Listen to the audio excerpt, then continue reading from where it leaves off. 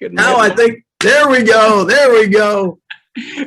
We've been doing this for a year now, and we're about to get accustomed to it. Yeah. Well, I apologize.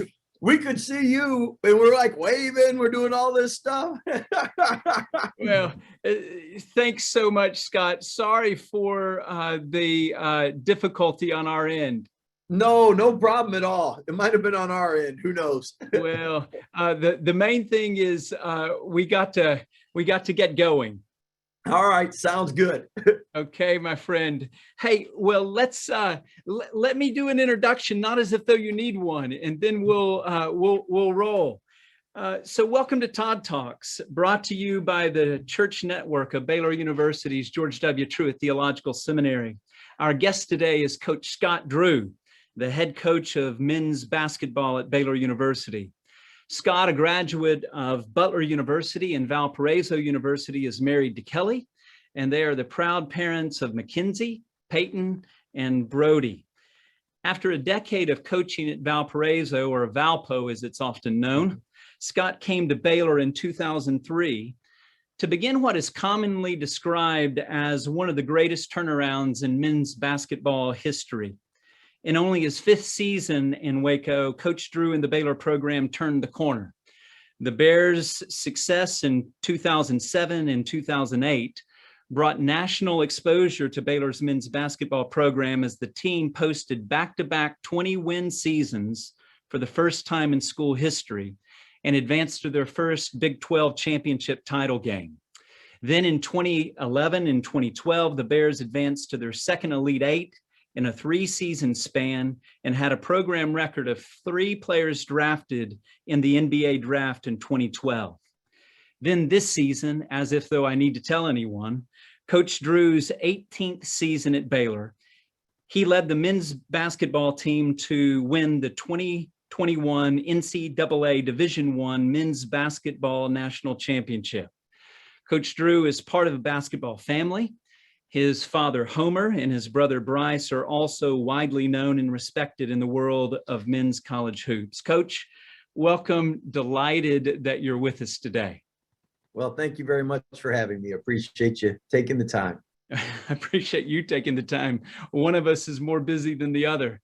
Scott, it's been over a month now since Baylor defeated Gonzaga 86-70 to win the 2021 men's basketball championship at Lucas Oil Stadium in Indianapolis. Many of us have played that over time and again. First of all, congratulations, absolutely amazing.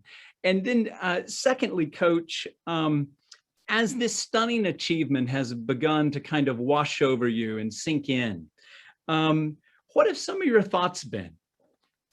Well, first, God really blessed us and allowed us to feel this.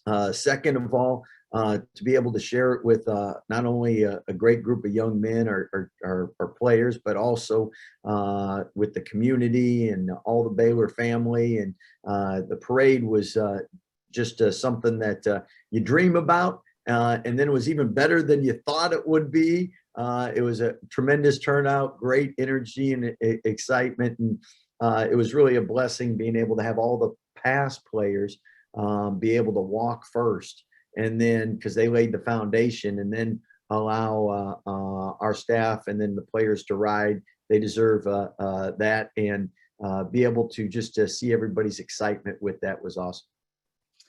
Coach, one of the things that just so impressed me is your outreach to the players that came before. I just thought that was absolutely astonishing, amazing. Thank you for doing that. Well, they've done so much for our program, put in time and effort. And the great thing is to see them being able to walk with either their spouse or their kids or grandkids. And for some of them, they said it was one of the best memories they've ever had at the university, and teammates seeing each other for the first time in 25, 30 years. So again, that as a coach, you're like a parent, and people want to know what coaches do. All right, you're parenting 15, 18 to 22-year-olds. And you know, as parents, we're only as happy as our unhappiest child. And and to see everyone excited and having a great time definitely brought a lot of joy to our staffs and our families. Yes, and for those who don't live in the Waco and surrounding communities, Coach, they don't even begin to understand what this has done for our community. Anywhere you drive, you'll see billboards and you'll see banners and you'll see everything, congratulatory signs. And it's just, it's remarkable to see. It's raised the spirits of the community. Really, as we kind of come out of this COVID cloud, that's almost a symbol of it for us. Well, and the great thing is it takes a village to raise a man. It takes everybody to win a championship, so everyone's a part of it. And it's great winning that last game because only two teams, the NIT champ and the NCAA champ, get a chance to do that every year. And the feeling you have going into summer, and obviously everybody that was a part of it deserves that feeling and excitement. And that's what makes it. When we call them championship problems, like when you get a little tired of maybe doing podcast Zooms or whatever, you're like, these are a blessing. These are great problems. So. Well, sorry to add to that championship fatigue, but thanks for humoring us. Hey, so Coach, as noted in the introduction, this didn't happen in a minute. I mean, this took a long time, 18 years, 2 decades, to put the program in the place that it now is. But let's go back kind of like at the Sound of Music to the beginning. Let's begin at the beginning. Scott, what caused you to come to Baylor in the first place? Far from being a powerhouse, I mean, the program was in disarray. It's not too fine a point to put on it to say that it was in shambles and a true disgrace. I mean, what prompted you to say, I hear the call, I take the assignment? Well, first of all, to hear the call or to know where you need to go, you got to pray. And came from a praying family, and obviously my mom and dad brought me up in church. And as the years grew, my personal relationship grew with our Lord and Savior. I mean, when you pray about something and you feel led to go, you go. And I was excited. And probably the only thing is, at the time, if you'd asked me, will you win a championship, I'd said yes. I just would have thought it would happen sooner than 18 years. So, because I definitely felt that God had a great plan for us being here, and obviously thus far, so good. Absolutely. Scott, you mentioned your family. I want to ask you about your father in particular, Homer. We all recognize your dad as the legendary coach that he is, but we know him at some remove. So I wonder if you could just share with us how he's influenced your life and your own approach to coaching basketball at the highest of levels. Well, I always tell my dad the best compliment a son can give their father is to follow in their footsteps. So he did a great job always involving my brother and my sister, allowing us to be at the gym, going to their games, traveling with them, and feeling a part of everything. And so he was not only my father, but also my mentor, because I learned from him. And each and every day, my dad is in the Hall of Fame and had a great career. But more importantly, I learned how he ran his program, and what that is was more the relationships he had with the players, more the family atmosphere, the more that he would spend time helping past players get jobs than spending time talking to recruits. And I'd always be like, "Dad, we got to talk to the recruits." But again, that's how he was able to be so successful and lay the blueprint for really, at the end of the day, everyone wants to be a part of something bigger than themselves. And that's what we have, a great family atmosphere, a great culture at Baylor University. We have a lot of our past players come back every summer or during the year to spend time with the players. It's a player-led program, and all of that in addition to the X's and O's and just how you handle running practices comes from my dad. And again, sometimes people learn from 4, 5, 6 different people. Other times you're blessed to just learn one way, and if it works, there's no need. You're all going to tweak things based on your personality and your personnel and your staffs and whatnot. But I was really blessed to learn from my dad. Scott, this leads naturally and nicely into the next question I want to ask, and it's this. You've been involved in college hoops now for some 30 years. Mm-hmm. How have you seen the game of men's college basketball change over the span of time? And how have you and your own coaching staff pivoted and progressed over this period of time? I mean, status quo doesn't hold, and so you've shifted. And even if you've had kind of a way to approach it, as you've said, you've tweaked it. Talk to us about this. Well, I think first of all, every coach needs to adjust their style based on their personnel. And if you have a bigger, slower team, you're probably not going to play as fast. In the past, we've had a lot of 6'8", 6'9", 6'10", 3-man, and that led to more zone. And then now we've played more guards, and that's led to more man-to-man. So we've adjusted what we've done to our personnel, but I think as a general theme, you look at the NBA and it's positionless basketball. It's a lot more guard play. It's a lot more, there's not the true post-up game and the true big men in the NBA anymore, or college. It's more 4 or 5 guards out there spacing the floor, and 4 out, 5 out offenses. So you're constantly adjusting. Everything kind of follows the NBA. It just trickles down to us. And when Golden State was making all those threes and they were playing Draymond Green at 6'7" at the center, everyone realized, wow, we don't need to play a bunch of big guys. We can threes count more than twos. And so everybody kind of followed suit with that. As far as working with young people, I think the biggest thing that we try to do as a staff is explain the why more and work on the relationship part of things from the standpoint. Players don't care what you know until they know how much you care. And then the second thing is, instead of just telling them we need you to do this or this, if you explain why and then they understand the importance of it, then you get a better effort out of things. So those are some things we try to focus on now.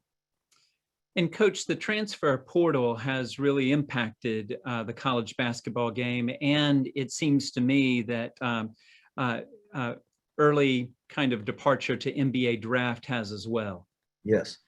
I know some leagues, someone was saying the ACC might have 50% turnover rate this year.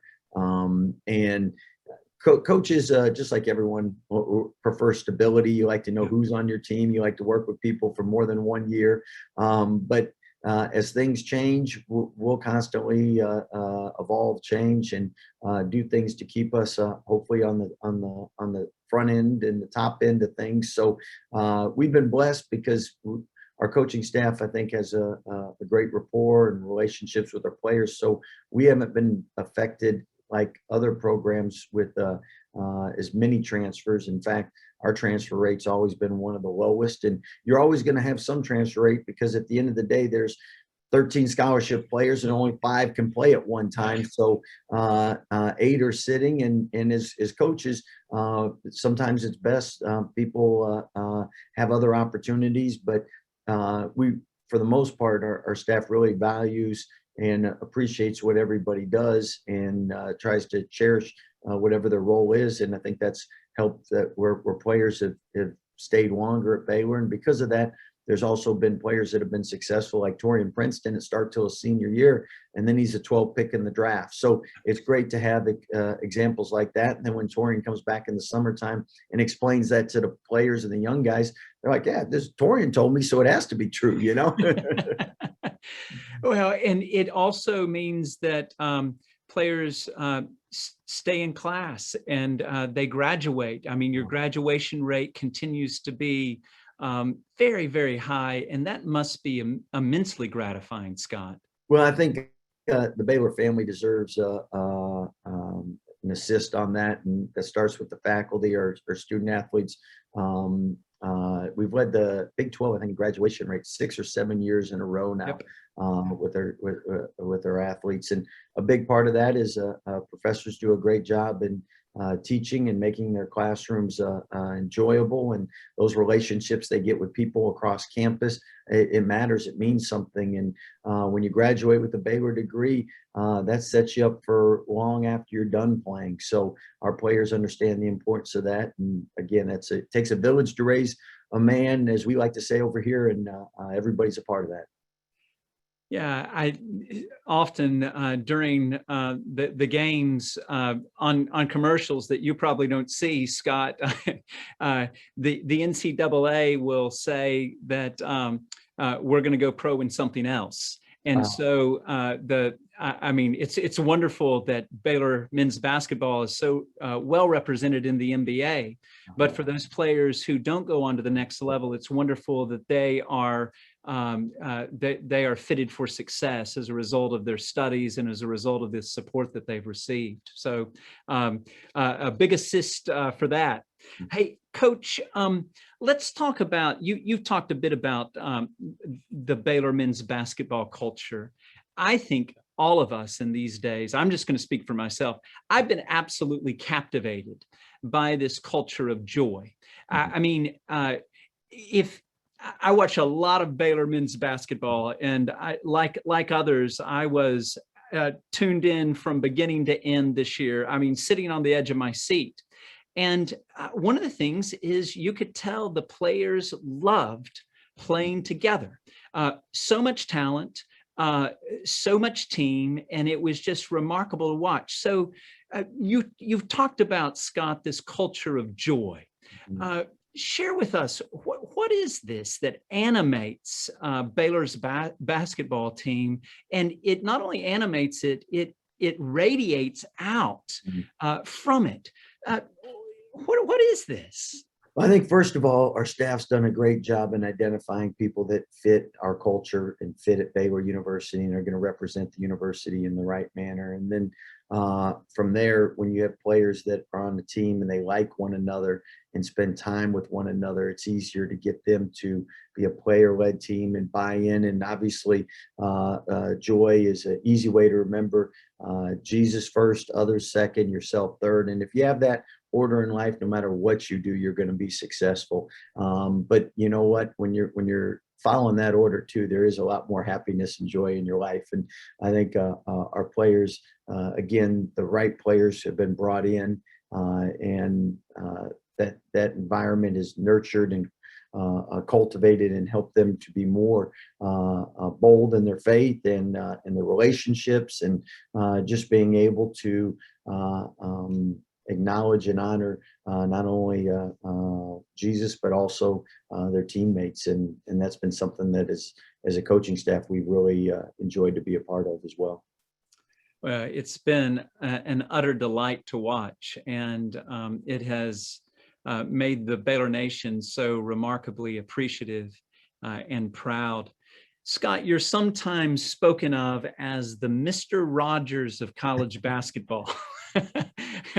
having been compared to Mr. Rogers myself, I got it. So how does that strike you? I mean, you know. Well, first of all, I don't know about you, but our most of our players, if it wasn't for the recent movie, they would have no idea who Mr. Rogers is. So you and I, we understand that, all right? So. Yeah, would you be mine? Yeah.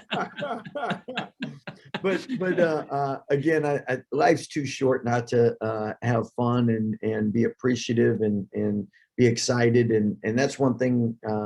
I'm so blessed to have a staff that iron sharpens iron, and I think we try to help each other be better fathers, better husbands, better men, and we do it with a smile and positive energy, and again, it makes it easier to go to work to every day. And again, so many people aren't in those positions where they enjoy what they're doing and who they're doing it with, and we're just blessed to be able to have that. And we spend so much time with our players and staff. I mean, that's a big part of our recruiting is who do we want to spend time with? Because if you're if you don't like who you're with, doesn't matter what kind of house you're in. It could be a multi-million-dollar house. You're not having fun if you don't like the people you're in there with. Yeah, my dad says, son, if you do what you love, you'll never work another day in your life. So there's some truth to all of that. Scott, so you've been so generous with your time. I have a final question for you. But before I do, I want to ask you this. So one of the things that I couldn't help but notice is that even as players from Baylor go into the NBA with some degree of regularity and enjoy great success, Scott, I've watched over the years how any number of your assistants have gone on now, and they themselves are head coaches of very successful programs. I mean, any number of us were rooting for ORU this year as a result, you know, not rooting for them like BU, but we were rooting for them. How does that feel? I mean, that must be absolutely fantastic to see colleagues go on and do what you're doing in other places. Well, as a head coach, you want your players to reach their goals and dreams, and you want your staff to reach their goals and dreams. And the great thing about Baylor is it allows our staff to not feel they need to leave for a bad job, but to wait to go when they're called to go to a place they believe they're called to go to. So like Coach Tang's had opportunities, but we've been blessed that he's still here after 18 years, and big reason why we've had success. But at the same time, Coach McCaslin and Coach Driscoll and Coach Mills, they've been called to different places. They've done very well, had a lot of success, and it's great to see just how they run their programs and what positive influences they are. How great was that to, first of all, see North Texas beat Purdue, and then you got ORU winning 2 games. And the irony is we're all in the same bracket and we wanted each other to win, but we really didn't want to play each other. So but it was great seeing their success and just how God's blessed them in their programs. So here's the final question, Scott. You and your coaching staff and your team, you've reached the pinnacle of success. I mean, last time I checked, you can't do any better than winning a national championship. So where do you go from here? I mean, what's next? How do you think? Okay, it's wonderful to celebrate this day, this season, these successes, this run. But what's your mindset moving forward? Well, number one, I talked to the GM of the Lakers, and I asked him, how long did you celebrate? And he said he did like Coach Vogel's answer, and that is, we're going to celebrate this the rest of our lives. So anyway, I think the first time you do something, and any time you accomplish something, you're always going to celebrate it and remember it.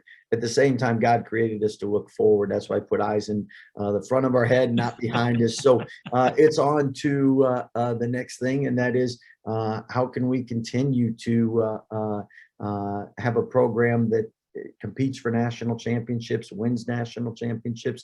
And it's kind of like a great meal. I mean, you have a great meal, the next day you're still hungry and you want another great meal. So, I mean, same thing with our staff. We want to keep being successful. It's a lot more enjoyable to win than it is to lose. So we're going to keep working toward that. At the same time, we'll always remember this. And that's one of the things we talked about with our players. There can only be one first time, and they'll be remembered in Baylor history as the first championship ever. And the great thing, only the second championship in the state of Texas, and Texas Western being the first in 1966. And you think of all the great programs, and talent, and only have one other championship. Amazing. And so happy for Baylor, the Baylor family, to be able to celebrate this. And you know what's great is the whole state has celebrated it, because a lot of people out there were being in the great state and having so many great high school players and people that have helped develop these young people, we're all a part of it. So, well, Coach, on behalf of the Baylor family, and I know that this has been said many times, we're just awfully proud of you all, and just delighted for you, and frankly for us. And all I can say is thank you, and sic 'em Bears. Thanks for your time, Coach. Thank you, and thanks for all that you do. Thank you. Bye for now.